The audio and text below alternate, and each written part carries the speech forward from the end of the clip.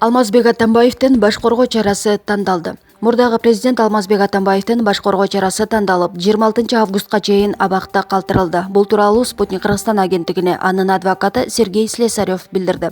Адвокаттын айтымында Атамбаевдин баш коргоо чарасын 1-май райондук соттун судьясы караган. Соттун чечими менен УКМКнын тергөө абагына киргизилген.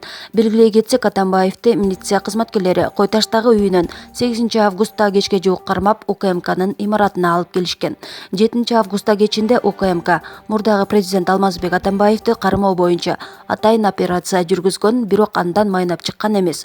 Акыркы маалыматтар боюнча кагылышуудан 85 киши жаракат алып, спецназдын бир жоокери каза болгон.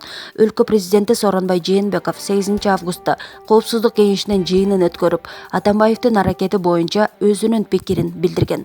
Жээнбеков Атамбаев мурда шектөө катары суракка чакырылып келген болсо, эми оор кылмыш жасаган киши катары чакырыларын айткан. Спутник Кейджер сайты. Бабанов келет. Бул жолу ал учакка отурду. Бул жолу Өмүрбек Бабанов Кыргыз мамлекетине кайтып келүү үчүн учакка отурду. Бул тууралуу саясатчынын өкүлү Мурат Соорбеков билдирди. Маалыматка ылайык, Бабанов Бишкекке саат 14:40 конот. Учурда ал Москвадагы Шереметьево аэропортунда. Кече 8 августта Бабанов өлкөгө кайтуу ниетин билдирген. Көп өтпөй УКМК Бабанов келсе, мыйзам чегинде жоопко тартылат деп билдирүү тараткан. Буга чейин Бабанов бир нече жолу өлкөгө кайтып келерин айтып, бирок келген эмес. Фарид Ниязов атайын багыттагы аскерлерди барымтага алуу фактысы боюнча суралып жатат. Бул тууралуу Аки пресс агенттигине Кундуз Жолдубаева билдирди.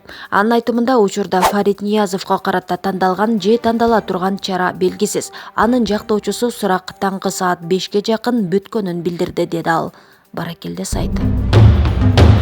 Интернетке атайын кызматтын жоокерлери аянтка чогулган элди таратып, фонтандын жанында эс алып жаткан сүрөт тарады.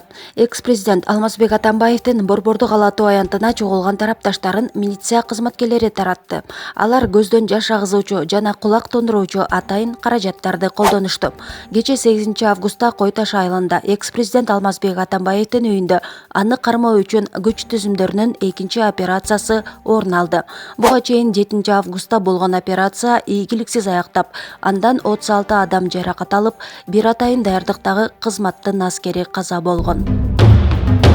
Милиция кызматкерлери массалык башламандыкка жол берген жок. Бул тууралуу Ички иштер министрлигинин басма сөз кызматы билдирди. Ички иштер министрлигинен белгилешкендей, милиция кызматкерлери түндө коомдук тартипти бузуп, жолду тосуп, бейбаштык кылып, Бишкектеги коомдук саясий абалды туруксуздаштырууга аракет кылган Алмазбек Атамбаевдин тарапташтарын таратышкан.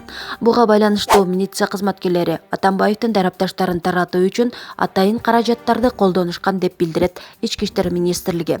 Ички иштер министрлиги учурда Борбор калаадагы кырдаалды туруксуздаштырууга аракет кылган уюштуруучуларды аныктоо жана кармоо боюнча иштер жүрүп жатканын белгилейт. Шаардагы кырдаал толук бойдон милиция кызматкерлеринин көзөмөлүндө турат. Кабар Кейджи. Милиция түндө башламандык уюштургусу келгендерди издеп жатат. Учурда башламандыкты уюштургандарды аныктоо иштери жүргүзүлүүдө. Бишкек шаардык милициясы өткөн түнү калаада башламандыкка жол берген жок. Бул тууралуу Ички иштер министрлигинин маалымат кызматы кабарлады. Билдирүүгө ылайык, 9 августка караган түнү милиция кызматкерлери Борбор калаанын чок ортосунда чогулган Алмазбек Атамбаевдин тарапташтарын кубалады. Алар коомдук тартипти бузуп, жолдорду тосуп, мүлктөрдү талкалап, шаардагы коомдук саясий абалды туруксуздаштырууга аракет жасады. Андыктан укук коргоо органдары чогулгандарды таркатууга атайын каражаттарды колдонду деп жазылат маалыматта. Ошондой эле министрликтен учурда башламандык уюштурууга аракет кылгандарды аныктоо жана кармоо иштери жүрүп жатканын кошумчалашты. Мындан тышкары, азыр шаар толугу менен милиция көзөмөлүндө экени айтылды. Спутник Кейджи сайты. Солтон Сарыда 3 жигиттин кармалганы боюнча милициянын билдирүүсү. Нарын районунун Солтон Сары алтын кенинде жылкы издеген 3 тургундун кармалышы боюнча таратылып жаткан маалымат чындыкка дал келбейт деп билдирди облустук ички иштер бөлүмүнүн басма сөз кызматы.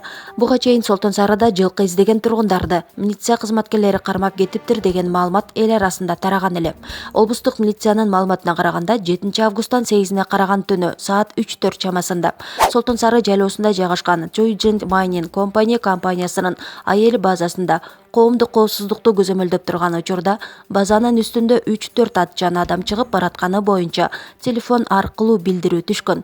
Билдирүү боюнча аталган аймак тарапка барган 3 адам кармалып, териштирүү иштери жүргүзүлгөн. Алар Нарын районунун Эмгекчил айылынын 1998-жылы туулган 2 тургундары болушкан. Териштирүүнүн жыйынтыгында кылмыштын жана жоруктун белгилери байкалбагандыктан териштирүү иши токтотулган. Ошондой эле алардын жылкы издеп, аны таап кетип баратышканы аныкталган. Турмуш Кейчи сайты.